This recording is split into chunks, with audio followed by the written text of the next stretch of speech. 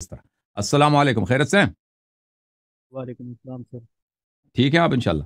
اللہ آپ کو عزت۔ الحمد للہ سر۔ Thank you sir. کہاں سے کال کیا بھائی؟ سر میں اسلام آباد سے بات کر اللہ آپ کو سلامتی ہے، حکم کریں۔ سر میرا سوال جو ہے وہ ایک تو یہ ہے کہ جو میری لاسٹ ٹائم آپ سے بات ہوئی تھی ہم، تو میں نے آپ سے سوال کیا تھا گورنمنٹ کہ جو مطلب مجھے کیونکہ یاد وہاں نہیں آپ نے پڑتا، بتایا تھا مجھے کہ یاد نہیں پڑتا آپ نے کب کال کیا تھا؟ بہت عرصہ ہوا ہے؟ سر سر اجے بھیا میں فاطمہ کے حوالے سے آپ کے پروگرام اچھا چل اچھا، رہے تھے۔ چلیں پوچھیں، بات کریں۔ اللہ آپ کو جزائے خیر دے۔ سر مجھے میری آواز ڈبل آ رہی ہے۔ ادھر سے تو سب ٹھیک ہے، وہ آپ ہی کے پاس سے ہوگا، مجھے نہیں معلوم کیا ہو رہا ہے۔ اچھا چلیں سر، میں کوشچن کر لیتا ہوں آپ سے۔ سر بات میرا کریں۔ سوال یہ ہے کہ چونکہ آپ سے بات ہوئی تھی تو آپ نے کہا تھا کہ جو بھی کوئی حکومت بنے گی تو وہ جائز نہیں ہے۔ یقیناً میں نے بھی کچھ فرامین پڑھے تو یہ ٹھیک ہے، لیکن میرا سوال یہ ہے کہ اس دور میں کیا کرنا چاہیے؟ لائک اب قائد اعظم نے پاکستان بنا دیا تو پھر کیا انہوں نے غلط کر دیا؟ کیا خمینی صاحب نے جو ایران میں شیعوں کی حکومت قائم کر دی تو کیا وہ غلط ہے؟ تو کیونکہ اس سے محمد کچھ علی وہ جناح تو نے جو بہت جائے گی۔ پاکستان بنایا نا، اس نے کبھی ادعا نہیں کیا کہ میں احادیث کے روح سے بنا رہا ہوں یا قرآن کی آیت ہے۔ وہ ایک نیشنلسٹ لیڈر تھے، ٹھیک ہے نا؟ وہ وہ ہندوستان میں جو مسلمان رہتے تھے وہ ان کے نیشنل لیول پہ لیڈر تھے، وہ کوئی ریلیجیس لیڈر نہیں تھے۔ اور یہ ایک سیاسی تحریک تھی، ایک پولیٹیکل پارٹی تحریک تھی پاکستان بنانے کی۔ اور یہ کوئی ریلیجیس موومنٹ نہیں تھی کہ احادیث کی روح سے یہ لوگ بلکہ وہ مولوی جو ہوتے ہیں نا، مولوی حضرات، وہ محمد علی جناح کو پسند نہیں کرتے تھے، بلکہ ان کی تکفیر وغیرہ مجھے لگتا ہے بھی کیا تھا ان لوگوں نے۔ انہوں نے جو پاکستان بنایا ہے وہ تو انہوں نے خود کبھی جسٹیفائی نہیں کیا نا کہ میں قرآن و سنت کے روح سے بنا، اور کبھی کلیم بھی نہیں کیا کہ میں جو ہے یہاں پہ کوئی خلافت بنا رہا ہوں یا کوئی اسلامی حکومت بنا رہا ہوں، میں مسلمانوں کے لیے ایک ملک بنا رہا ہوں، ٹھیک ہے نا؟ اب یہ کام ان کا اچھا تھا یا برا تھا، مسلمانوں کے ہندوستان میں جو مسلمان رہتے ہیں ان کی بہتری کی ہوا نہیں ہوا، یہ تاریخ بتا دے گا، یہ ہمارا کام نہیں ہے، ٹھیک ہے نا؟ اس میں کوئی ڈس ایگری کر سکتا ہے، کوئی اس کا سپورٹ کر سکتا ہے، وہ الگ مسئلہ ہے، لیکن وہ ان کا کبھی نہ اس کا ادعا تھا اور نہ کوئی کہہ سکتا ہے کہ انہوں نے اسلامی کوئی حکومت بنایا۔ انہوں نے کیا بنایا؟ مسلمانوں کے لیے ایک ملک بنایا، مسلمانوں کے لیے ایک جگہ بنایا، ٹھیک ہے نا؟ تو یہ انہوں نے اسلامی لحاظ سے اچھا کام کیا، برا کام کیا، تو اسلام میں اس کے کوئی جواز نہیں ہے، کوئی حکم نہیں ہے کہ آپ مسلمانوں کے لیے الگ ملک بنانے۔ مسلمان اگر چاہیں کفار کے ساتھ ایک ملک میں رہنا چاہیں، اس سے کوئی منع نہیں ہے، وہ خود اب پوری زندگی وہ خود کفار کے ملک میں رہتے تھے۔ محمد علی جناح صاحب کب ان کی وفات ہوئی ہے؟ 1939 کو وفات ہے نا اس کو، 1948 سر۔ 48 یا 49 کو وفات ہے نا؟ تو 1.5 سال وہ پاکستان میں رہے، اس سے پہلے تو سارے وہ انگریزوں کے زیر حکومت میں رہتے تھے نا، اور اتنے ہندوستان میں جو مسلمان رہتے۔ بہرحال یہ کوئی حرام نہیں ہے اسلامک لحاظ سے، اگر کوئی رہنا چاہے نان اسلامک گورنمنٹ کے اندر، یہ نہ کوئی حرام ہے نہ کوئی منع ہے، کچھ بھی نہیں ہے، بشرطے کہ وہ اپنے دین پہ عمل کر سکے۔ اگر وہ اپنے دین پہ عمل کر سکتا ہے تو آپ چائنا چلے جائیں، امریکہ چلے جائیں، یورپ چلے جائیں، اگر آپ کی دین پہ پابندی ہے تو ادھر نہیں جا سکتے۔ اگر کوئی ایسا جگہ ہے جہاں اپنے دین پہ عمل نہیں کر سکتے، کہتا ہے کہ بھئی آپ کو یہاں پہ ہم نماز نہیں پڑھنے دیں گے، روزہ نہیں رکھنے دیں گے، یہاں پہ آپ کو سور کرنا پڑے گا، جیسے وہ سنکیانگ میں کرتا ہے نا مسلمانوں کے ساتھ چائنا، مسلمانوں کو وہ زبردستی شراب کھلاتے ہیں، وہ سور کھلاتے ہیں چائنا والے، آپ کو پتہ ہے چائنا میں زبردستی ہوتا ہے مسلمانوں کے ساتھ۔ تو اس جگہ آپ نہیں جا سکتے، بقیہ سب دنیا کے ہر جگہ جا سکتے ہیں۔ تو یہ اس کی جہاں تک خمینی صاحب کا تعلق ہے، خمینی صاحب نے تو بہت بدعت دین میں داخل کیا، اس نے ائمہ تحریر ائمہ صاحب کی ساری احادیث ہیں کہ تم قیام نہ کرو، اس نے قیام کیا، ٹھیک ہے نا، انقلاب کیا، اور اس نے لوگوں سے جھوٹ بولا کہ اسلام خطرے میں ہے۔ اسلام کوئی خطرے میں نہیں تھا شاہ کے زمانے میں، کچھ بھی خطرہ نہیں تھا اسلام کو، ایسی بکواس اس نے شروع کر دی کہ اسلام خطرے میں، اور پھر اس نے کہہ دیا کہ میں آپ کو اسلامی حکومت بنا کے دوں گا۔ جب تک وہ فرانس میں تھا جھوٹ کہہ رہا تھا کہ ہم بالکل لوگوں کے عوام کے جو لوگ چاہیں گے ووٹ دائیں گے وہ ہم اسی پہ چلیں گے۔ جب پھر ایران میں اس کو طاقت ملے تو کہا کہ ووٹ کیا چیز ہے، جو میں کہوں وہی ہوگا بلا اتفاقی۔ تو پھر اس نے بدعت پہ بدعت، انقلاب اس کا بدعت، حکومت اسلامی اس کی بدعت، ولایت فقی اس کی بدعت، اور پھر یہ فتویٰ اس کا دینا یہ امام زمانہ علیہ الصلوۃ والسلام کی جان سے زیادہ یہ حکومت عزیز ہے، اگر اس حکومت کے لیے امام زمانہ علیہ الصلوۃ والسلام کو قتل بھی کرنا پڑا یہ بھی جائز ہے. تو بہرحال اس کی تو بدعتیں بہت زیادہ ہیں، خمینی صاحب کی بدعتیں بہت زیادہ ہیں. اور پھر اس نے جتنے بے گناہ لوگوں کو قتل کرایا، پھر اس کی یہ بے وقوفی کہ اس نے کہا کہ ہم دنیا میں اپنے انقلاب کو صادر کریں گے. اس کی وجہ یہ ہوئی کہ دنیا کے ارد گرد کے جتنے ممالک تھے وہ ایران کے خلاف سب متحد ہو گئے. انہوں نے صدام کو لڑکایا کہ صدام تم حملہ کرو، اور اس نے خود بھی پنگا لیا صدام سے، کہا کہ صدام کیا چیز ہے، میں تو ایران میں جب چاہوں عراق کے لوگ میرے لیے انقلاب کریں گے. اس نے خود اپیل کر دی ٹی وی پہ آ کے کہ عراق میں جتنے شیعہ ہیں اور فوج میں جتنے آدمی وہ ان پہ واجب ہے کہ وہ انقلاب کریں. اس کا نتیجہ یہ ہوا کہ صدام نے شیعوں کو کچل دیا، فوج میں جتنے افسر تھے شیعہ سب کے سب پھانسی ہو گئے. اور بغداد میں، بصرہ میں، کربلا، نجف میں جتنے شیعہ انٹلیکچوئلس تھے، شیعہ تاجر تھے، شیعہ امیر لوگ تھے، بزنس مین تھے، آفیسرز تھے، دفتروں میں کام، سب کے سب کو جیل اور پھانسی، جیل پھانسی. اور حوزہ علمیہ نجف اشرف کو تباہ کر رکھ دیا تھا سب صدام نے. باقر صدر کو قتل کر دیا گیا، شہید کر دیا گیا. اور پھر ایران عراق جنگ چھڑ گئی. اسی کی یہ ایران عراق کے جنگ کی جو بہت بڑی ذمہ داری ہے وہ خمینی کے کاندھوں پر ہے. خمینی نے ایسے حالات پیدا کیے کہ اس نے کیا کہ ایک طرف سے ایرانی فوج کے سارے دانت نکال دیے، یعنی جتنے بڑے افسر تھے سب کو اس نے پھانسی دے دی خمینی نے.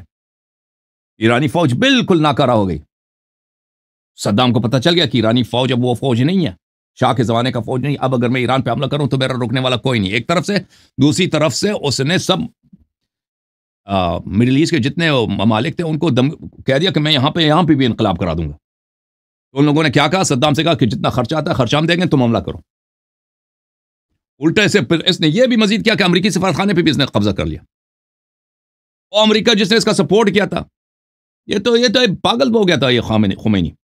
امریکہ نے جس کو سپورٹ کیا تھا، کارٹر، جس نے کیا تھا، جس نے شاہ کو ہٹا دیا، شاہ کو کہہ دیا کہ نکل جاؤ تم ایران سے تاکہ ہم خمینی آ جائے.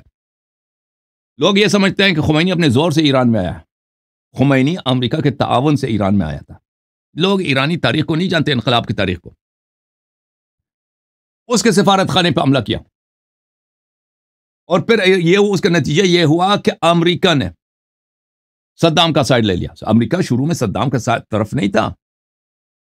امریکہ شروع میں ایران کے ساتھ کام کرنا چاہتا تھا، خمینی کے ساتھ کام کرنا چاہتا تھا، خمینی کا سپورٹ کرنا چاہتا تھا، تاکہ یہ روس کے مقابلے میں، سوویت یونین کے مقابلے میں امریکہ کا یہاں پہ ایک حمایتی ہو، تاکہ ایران جو ہے گر نہ جائے سوویت یونین کے ہاتھ میں، کمیونسٹ کے ہاتھ میں. اور اس کی وجہ یہ ہوا کہ جب سفارتخانے پہ انہوں نے قبضہ کر لیا، ان کے وہاں پہ اس کے جو ڈپلومیٹس تھے ان کو یرغمالی بنا دیا. اس کا نتیجہ کیا ہوا، یہ پوری دنیا میں تشیع کی بدنامی. اور پھر امریکہ جو ہے تشیع دشمنی، امریکہ نے شیعہ دشمنی کو اپنا پالیسی بنا دیا اور ایران دشمنی کو اپنا پالیسی بنا دیا. اور پھر وہی ہوا 8 سال تک جنگ. صدام جنگ کے اگلے مہینے صدام صلح کرنے پہ راضی ہوا تھا.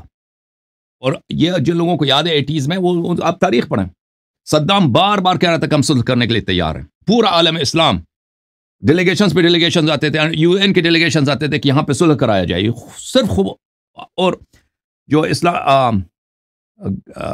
جو عرب گورنمنٹس کے جو سمٹ ہے، انہوں نے کہہ دیا تھا کہ ایران کا جتنا خرچہ ہوا ہم دے دیں گے، جتنا خسارہ ہوا ہم دے دیں گے، تم صلح کرو.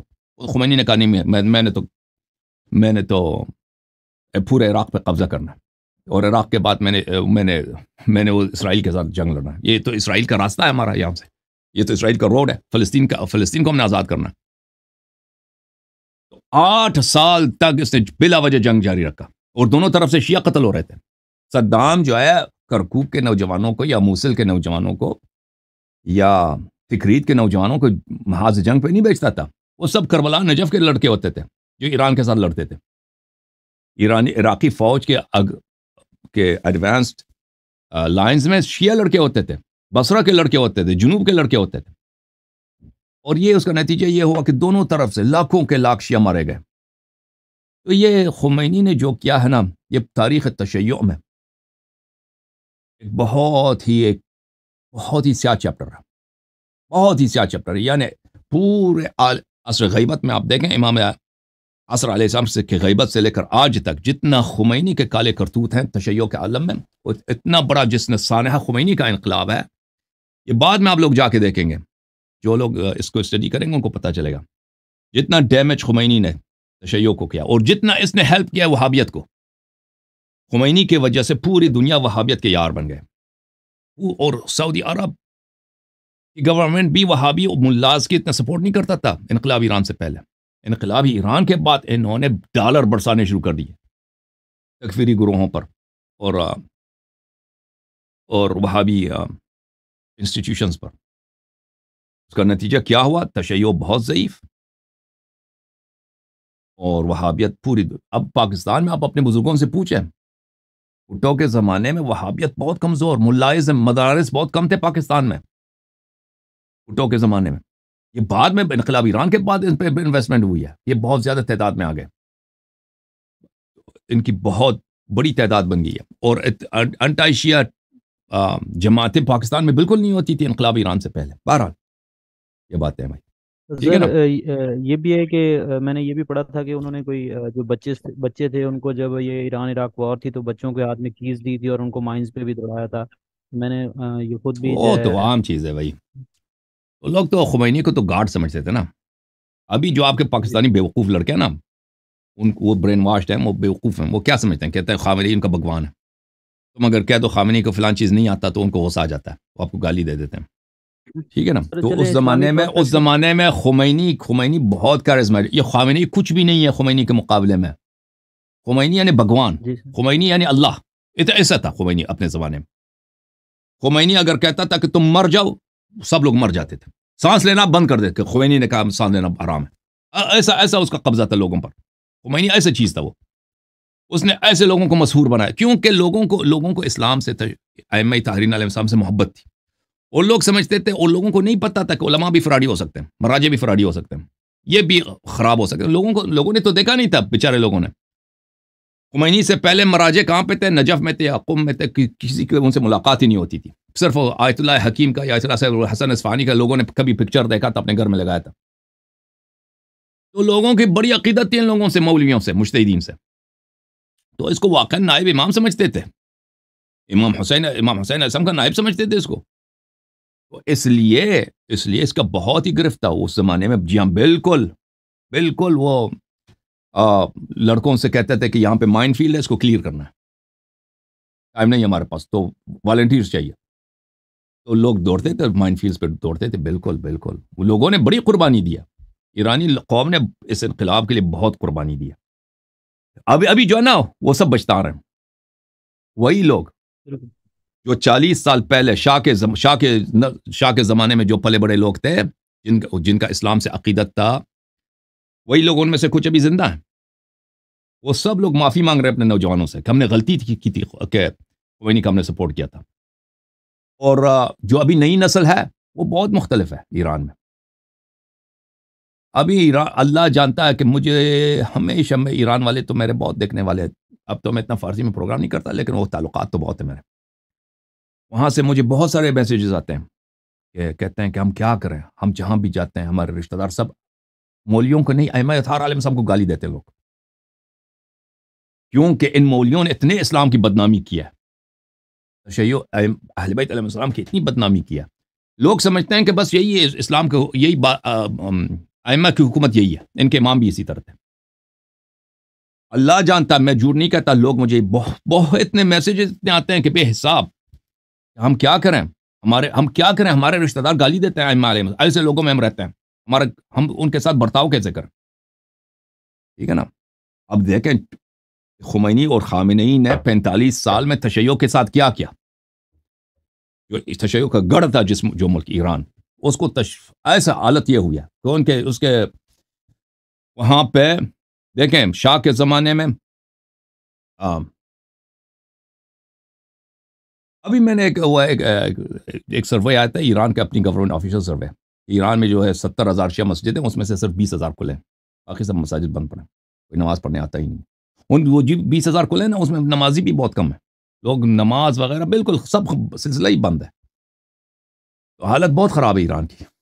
جی کوئی مزید کچھ کہنا آپ نے؟ جی سر، کوشچن اور بھی بہت سارے ہیں. اچھا سر، ایک میرا کوشچن یہ ہے کہ ایک چیز میں نے آپ کو ویسے بتانی تھی.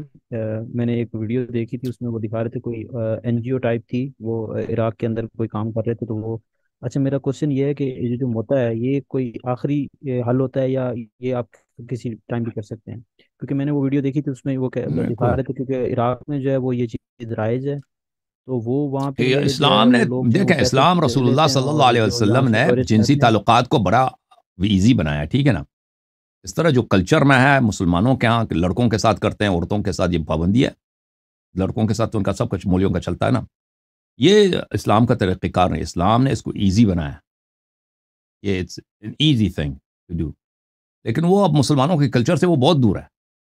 مسلمان اس کو عیب سمجھتے ہیں نا. مسلمان تو وہ تو یہ ہوتا ہے کہ بھئی وہ بہت بہرحال جو اسلام کا ایک تو مغربی طریقہ کار ہے کہ کوئی بھی وہ تو حیوانیت ہے نا کہ کوئی بھی کسی کے ساتھ کر لیتا ہے. البتہ امریکہ میں اس طرح نہیں ہے کہ کوئی بھی کسی کے ساتھ سوتا ہے ہم استری کرتا ہے، اس طرح نہیں ہے. لیکن بہت سارے ایسے جانور لوگ ہیں مغرب میں کہ ان کا کوئی بھی کسی کے ساتھ کچھ کر لیتا ہے، ٹھیک ہے نا. جنسی تعلقات کی بات کر رہا ہوں. تو یہ ایک طریقہ کار. ایک طریقہ کار ہے مسلمانوں کا، پٹھانوں کا، مسلمانوں کا کہ عورت کے ساتھ وہ صرف بہت مشکلات کے بعد شادی ہوتی ہے. یعنی شادی کرنا آسان نہیں ہے پاکستان میں، ٹھیک ہے نا. اس کے بہت سارے مقدمات ہیں، وہ پیسہ جمع کرو، جہیزیہ ہے، شادی ہے، کتنے رسوم ہے بھائی. مہندی کا رسم ہے، پتہ نہیں کتنے کتنے ہیں، ہے کہ نہیں بھائی. بھائی شادی کے لیے میں کتنے جی جی سر. کتنے اس میں پارٹیز ہوتا ہے. ایک تو پارٹی دیتے ہیں نا وہ ہوتا ہے منگنی کا، ہے کہ نہیں بھائی. پھر اس کے بالکل بعد سر. ہوتا ہے مجھے تو نہیں آتے، مہندی. آپ کو پتا ہے نا. مہندی کا رسم ہوتا ہے، پھر نکاح کا ہوتا ہے، پھر اس میں شادی. کتنے بیچارے وہ دونوں طرف تباہ ہو جاتے ہیں، لڑکے والے بھی وہ لڑکی والے. اتنا سخت ہے نا، اتنا سخت ہے. تو اتنا سخت ہے تو اسلام نے جو طریقہ کار بنایا وہ نہ وہ مغربی والا حساب ہے، نہ وہ پاکستان والا حساب ہے. ایک آسان طریقہ کار ہے بیچ کہ وہ نکاح بہت آسان ہے، شادی بہت آسان ہے. اور کوئی اگر متع کرنا چاہے وہ شرعی لحاظ سے وہ جائز ہے، وہ کر سکتا ہے. لیکن ٹھیک سر ہے نا. میرا کوشچن یہ تھا کہ یہ لاسٹ آپشن ہے، کیونکہ میں آپ کو یہ بتانا چاہ رہا تھا نہیں کہ نہیں، لاسٹ آپشن نہیں عراق ہے، میں میں نے ایک. بالکل لاسٹ آپشن نہیں. آپ بلا وجہ وہ کرنا چاہے کر سکتے ہیں. اگر کوئی عورت کرنا چاہے، ٹھیک ہے. ٹھیک ہے نا، یا کوئی لڑکا کرنا چاہے، بالکل جائز ہے. ٹھیک ہے. کوئی مجبوری کی نہیں ہے کہ صرف مجبوری میں آپ کر سکتے ہیں، نہیں، بلا وجہ آپ کرنا چاہے. بلکہ تبرع کے لیے کرنا چاہے نا. تبرع کے لیے کہ اس نے حرام کیا نا. کس نے حرام کیا تھا اس کو؟ ثانی نے حرام کیا تھا نا. اس کی خلیفہ ضد پہ دوم. جا کے میں نے کرنا ہے. اس کے منہ پہ لعنت کرتے ہوئے میں نے تبرع کرتے ہوئے کرنا ہے نا. اس کے لیے یہ بہترین کام ہے، کرنی چاہیے. لیکن یہ لاسٹ آپشن نہیں ہے. یہ کوئی اگر کرنا چاہے ٹھیک ہے. تو کر سکتا ہے بھائی. کوئی ضروری بھی نہیں کہ کرے، کوئی کرنا چاہے کر سکتا ہے. لیکن یہ ہے کہ جو لوگ جس کے پاس مسلمان عورت ہے وہ غیر مسلم عورت کے ساتھ کرنا اگر چاہتا ہے تو اس کو اجازت لینا پڑے گا. یا روایات میں موجود ہے کہ آپ کتابیہ کے ساتھ، اگر آپ کے پاس مسلمان عورت ہے، خاتون ہے، تو آپ کسی کتابیہ کے ساتھ، یہود نصرانی کے ساتھ اگر کرنا چاہیں تو کر سکتے ہیں. لیکن مسلمان سے اجازت لے لیں. مسلمان اگر آپ کی عورت راضی ہے تو کر سکتے ہیں، ویلا نہیں کر سکتے. ٹھیک ہے. لیکن بہرحال یہ ہے کہ اس کا مس یوز بھی ہوتا ہے نا. شادی کا بھی مس یوز ہے. غلط ناجائز جی استعمال تو ہر جگہ ہے بھائی. ناجائز استعمال تو مسجد کا بھی ہے، مدرسے کا بھی ہے نا. لوگ قرآن کے لیے بچے کو بیچتے ہیں، تو مولوی کیا کرتے ہیں بچوں کے ساتھ، آپ کو پتہ ہے نا. تو وہ تو مس یوز تو ہر جگہ ہے. مس یوز تو ہر جگہ ہے. آپ لوگ شادی کا بھی غلط ناجائز فائدہ اٹھاتے ہیں. کوئی ایک چیز اللہ نے جائز بنا دیا، لوگ مس یوز کریں تو اس میں اسلام کا قصور نہیں ہے. جی اچھا سر، یہ جو فاطمی تھے، فاطمی ڈائنیسٹی تھی، میں اس کے حوالے سے بھی تھوڑا پوچھنا چاہوں گا کہ جامعۃ الزہرا جو یونیورسٹی پہلے جامعۃ الزہرا تھی اور پھر بعد میں جامعۃ الازہر ہو گئی، تو یہ اس کو میں نے یہ پڑھا تھا کہ صلاح الدین ایوبی کے دور میں اس کو پھر دوبارہ جی ہاں، جامعۃ صلاح الدین یہ الازہر بڑا کر ملعون دیا گیا. آدمی تھا. یہ صلاح الدین یہ بہت ہی ملعون، متعصب، ناصبی تھا. اس نے بہت شیعوں کا قتل کیا مختلف جگہوں میں. اور یہ فاطمی تھی، تو اتنے سیدھے لوگ نہیں تھے. یہ تو اسماعیلیت ہے. تو یہ بھی اچھا. یہ ان پہ بھی زیادہ افسوس نہیں کرنا چاہیے. یہ بھی منحرف تھے. ادھر سے وہ بھی صحیح نہیں تھا. ایوبی بھی اچھا آدمی نہیں تھا. وہ اشعری مذہب کا تھا، شافعی تھا میرے خیال میں. بڑا ملعون آدمی تھا. اچھا سر، میرا آخری کوشچن ہے آپ سے. بہت ہوں، سارے لوگ انتظار کر رہے ہیں تو میں آخری کوشچن جی کروں جی. گا. سر جہاں ابھی اتنی سائنسز ترقی کر رہی ہیں اور بہت ساری چیزیں ہیں جو ہم، نئی چیزیں آ رہی ہیں، تو یقیناً ہمارا جو نظریں ہیں وہ ان دا اینڈ، جو کیونکہ ہمیں یہی سکھایا گیا اور پڑھایا گیا اور ہماری عقیدے میں یہ چیز شامل ہے کہ ساری جو علوم کے وارث ہیں وہ یقیناً اہل بیت اطہار ہیں۔ تو میں یہ کہنا چاہ رہا ہوں کہ اگر ہم ان علوم سے استفادہ کرنا چاہیں تو کون سی کوئی ایسی کتاب جس میں وہ چیزیں کمپائل کر دی ہوئی ہوں، نہیں، کیونکہ یہ چیزیں ہمارے کتب میں نہیں ہے بھائی۔ اگر میں آپ کو کہتا ہوں کہ میتھمیٹکس، ایڈوانس میتھمیٹکس کتابوں میں یہ نہیں ہے، یا قرآن میں ہے بھائی۔ اب قرآن آپ کھولیں گے نا، آپ کو وہاں پہ بایولوجی نظر نہیں آئے گا، فزکس نظر نہیں آئے گا آپ کو، ٹھیک جی سر، ہے بھائی۔ وہاں پہ آپ کو کیمسٹری نظر نہیں آئے گا، ہوگا بھائی، اب مجھے نظر نہیں آتا، ٹھیک ہے نا؟ جب میں مطالعہ کرتا ہوں قرآن کا نہیں سر، تدبر کر، مجھے نظر نہیں آتا، احادیث میں بھی یہ نہیں، ٹھیک ہے نا؟ تو ائمہ طاہرین علیہ الصلوۃ والسلام جس زمانے میں رہتے تھے، جن لوگوں کے ساتھ بات کرتے تھے، ان کے لیے ممکن نہیں تھا کہ وہ ایسی باتیں کہہ دیں کہ جو ابھی ہمارے دور میں سائنٹسٹ نے ابھی ڈسکور کیا ہے، ٹھیک ہے نا؟ ابھی ہمارے زمانے میں بھی آ جائیں، وہ ایسی باتیں کہتے ہیں جو 5,000 سال کے بعد ڈسکور ہو جائیں گے، وہ کسی کے سمجھ میں نہیں آئے گا، کسی کو یقین بھی نہیں آئے گا، کسی کو پیپل کو، لوگوں کو یہ بھی اندازہ نہیں وہ کیا کہہ رہے ہیں۔ مثلا اگر آپ آج سے 300 سال پہلے ہوتے، 200 سال پہلے ہوتے نا، کہہ دیتے کہ ایسا زمانہ آئے گا کہ لوگ آسمان پہ جا کے وہاں پہ کیا کریں گے؟ کھانا بھی کھائیں گے۔ ابھی آپ جہاز پہ جاتے ہیں نا، سفر کرتے ہیں، کراچی سے آپ اٹھ جاتے ہیں، چلتے ہیں مثلا لندن جاتے ہیں، وہ جہاز کتنے فٹ پہ ہوتا ہے؟ 30,000، 35، 40,000 فٹ پہ ہوتا ہے۔ وہاں پہ آپ کو گرم کھانا بھی دیتے ہیں، گرم چائے بھی دیتے ہیں، ٹھیک ہے نا؟ ٹھنڈا پانی بھی دیتے ہیں۔ وہاں پہ آپ واش روم استعمال کرنا چاہیں کر سکتے ہیں، ٹھیک ہے نا؟ اگر آپ آج سے مثلا 1850 میں ہوتے ہیں، 1850 یعنی 170 سال پہلے، اس زمانے میں کہہ دیتے کہ ایسا زمانہ آئے گا کہ ہم وہاں پہ لوگ جو آسمان پہ جا کے وہاں پہ کیا کریں گے؟ کھانا کھا کے وہاں پہ واش روم کا یوز کریں گے اور فلش ٹوائلٹ بھی ہوگا۔ لوگ آپ کو کیا کہتے ہیں؟ وہ لوگ کسی کو سمجھ ہی نہیں آتا کہ یہ کیا کہہ رہا ہے۔ یعنی امیجنیشن میں، تخیل میں یہ بات آنے والی نہیں تھی، حقیقت ہے، ٹھیک ہے نا؟ لیکن ابھی سر ایک ہم سے آگے والے زمانے میں کیا ہوگا؟ ہم سے 500 سال بعد، 1,000 سال ہمارے تخیل میں نہیں آ سکتا۔ تو یہ کہنا کہ ائمہ طاہرین علیہ السلام، مثلا ایک آدمی آیا بھائی، ایک لڑکا آپ جیسا فرض کریں، ایک لڑکا کسان کا بیٹا ہے، ٹھیک ہے نا، یا چرواہے کا بیٹا ہے، یا تاجر کا بیٹا ہے، کوفے سے آیا حدیث سیکھنے۔ اس کے ذہن میں کیا ہے؟ وہ یہ سیکھنا چاہتا ہے کہ وضو ہم کیسے بنائیں، وہ یہ سیکھنا چاہتا ہے کہ ہم نماز کیسے پڑھیں، وہ یہ سیکھنا چاہتا ہے مثلا جبرائیل کیسا ہے۔ اب اس کو آپ کیمسٹری پڑھا دیں، وہ نہیں ہو سکتا بھائی، وہ آپ اس کا توقع نہ کریں ان سے۔ ائمہ طاہرین علیہ السلام کے پاس سب علوم تھا، اور سب علوم ہے، اب آج بھی ہوتا ہے نا، آج سے 5,000 سال کے بعد کے ڈسکور ہونے والے علوم ہم سے نہیں کہہ سکتے تھے، وہ ممکن ہی نہیں تھا۔ اوکے، سر ایک بک ہے دا مسلم سائنٹسٹ کے نام سے، وہ امام جعفر صادق علیہ السلام پہ ہے، تو اس کے اندر یہ چیزیں ہیں کہ امام محمد باقر علیہ السلام نے جو ہے وہ پلاٹنی کی جو تھیوری تھی ارتھ کی روٹیٹنگ، کہ وہ ارتھ فلیٹ ہے، تو امام محمد باقر علیہ السلام نے بتایا کہ جو ارتھ ہے وہ نہیں، فلیٹ ارتھ تو فلیٹ امام تو باقر نہیں علیہ ہے۔ السلام سے پہلے تھا نا، اس سے پہلے بھی تھا کہ ارتھ جو ہے فلیٹ نہیں ہے، وہ تو ہزاروں سال سے سائنٹسٹ کو پتا تھا، وہ تو بہت سے پہلے سے پتا تھا لوگوں کو، اسٹرالوجرز کو، کہ ارتھ جو ہے، ارتھ فلیٹ نہیں ہے، یہ تو اسلام سے پہلے لوگوں کو پتا تھا۔ یہ تو یہ نہیں کہ اسلام نے یہ ڈسکور کیا، ان کو پہلے سے لوگوں کو پتا تھا، جی، اسٹرونومرز کو یہ پہلے سے پتا تھا۔ ہاں جی، تھینک ٹھیک ہے you sir, sir, Allah thank آپ کو یو۔ جزائے خیر دے، عزت سے رہو۔